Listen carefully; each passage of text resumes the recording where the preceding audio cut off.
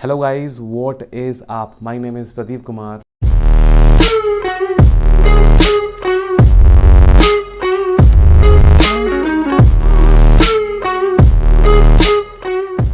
Hello guys, welcome to this video. इस video series के अंदर मैं सीरीज़ क्यों बोल रहा हूँ, बिकॉज अभी मैं क्या स्टार्ट करने वाला हूँ कि मैं जो स्किल्स मेरे को आते हैं, जो चीज़ें मैंने पढ़ी हुई हैं, मैंने सीखी हुई हैं, मैं आपको अब उनको सिखाने वाला हूँ।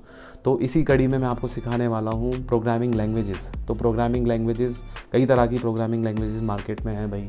जावा, C++, पाइथन, बहुत सारी प्रोग्रामिंग लैंग्वेजेस हैं। तो इन प्रोग्रामिंग लैंग्वेजेस के ना फंडामेंटल्स सेम होते हैं। तो अभी हम क्या करने वाले हैं, मैं एक सीरीज़ स्टार्ट कर रहा हूँ जिसका नाम है पाइथन फॉर ऑल। ठीक है, तो 15 दिन के अंदर हम इस पाइथन को सीखने की कोशिश करेंगे, इसके फंडामेंटल सीखेंगे और एक बेसिक अंडरस्टैंडिंग हम पाइथन की डेवलप कर लेंगे। तो इस सीरीज़ के अंदर मैं काफ़ी चीज़ों को डिटेल में कवर करूँगा ताकि आप बाकी लैंग्वेजेस के साथ इसको मैप कर पाओ। ठीक है, mapping is the most important thing. आप कोई भी प्रोग्रामिंग लैंग्वेज जब सीखते हो तो उसके 4 बेसिक प्रिंसिपल्स होते हैं।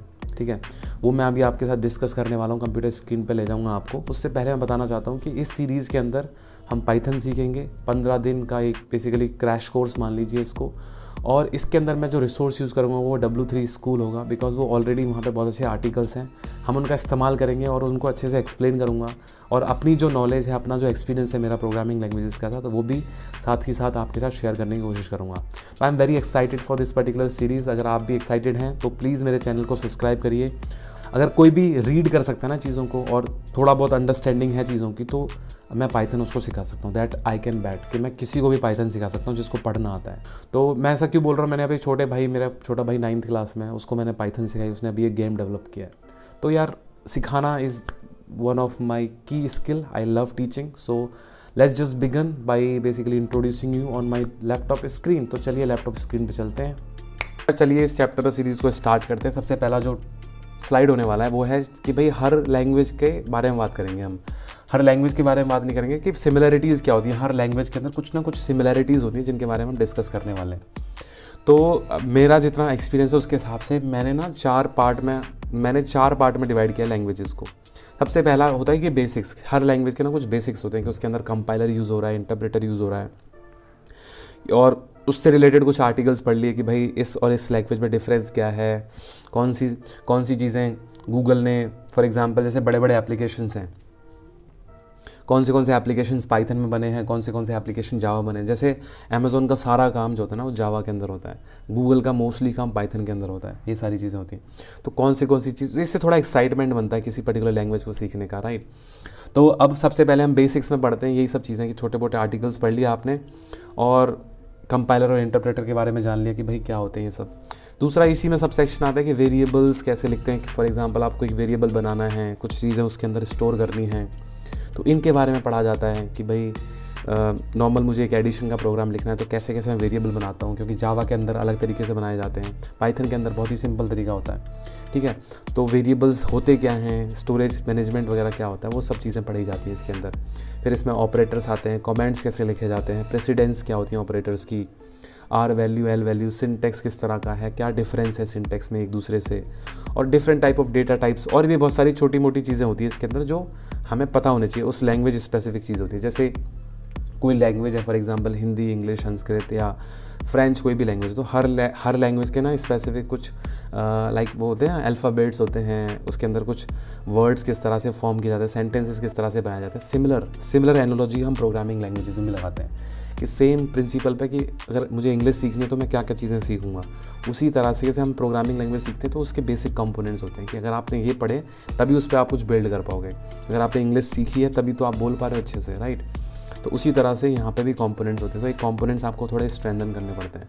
फिर आपको सीखना पड़ता है कि भाई एरेज वगैरह कैसे बनाते हैं, कलेक्शन ऑफ वेरिएबल कैसे बनाते हैं, उसको यूज़ कैसे करते हैं। तो ये बेसिक्स में मैं इन चीज़ों को रखता हूँ। ठीक है, फिर जो इंपॉर्टेंट कॉन्सेप्ट आता है कि भाई आपको कंडीशनल स्टेटमेंट्स के बारे में पता होना चाहिए कि मल्टीपल स्टेटमेंट्स कैसे, अगर मैं कुछ कंडीशंस लगा रहा हूँ, इफ़ एल्स स्टेटमेंट लगा रहा हूँ तो उसका क्या इम्पैक्ट पड़ता है।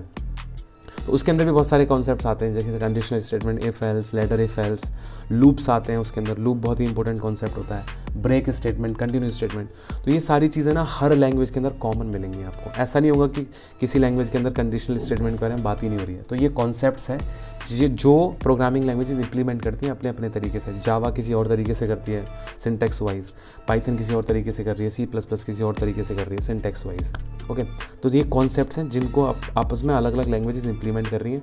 तो अगर मैंने ये कॉन्सेप्ट्स पहले मुझे समझ लिए ना, तो उन लैंग्वेजेस में मुझे समझने में आसानी होगी। लोग क्या करते हैं जनरली, इन चीज़ों को लैंग्वेज से ही समझने की कोशिश करते हैं। कंडीशनल स्टेटमेंट लूप्स एक कॉन्सेप्ट है कि भाई एक स्टेटमेंट है जिसको मल्टीपल टाइम्स रिपीट करना है। लूप एक स्टेटमेंट है, लूप बेसिकली एक कॉन्सेप्ट है वो जो कि हर लैंग्वेज अपने आप को इम्प्लीमेंट कर रही है, राइट।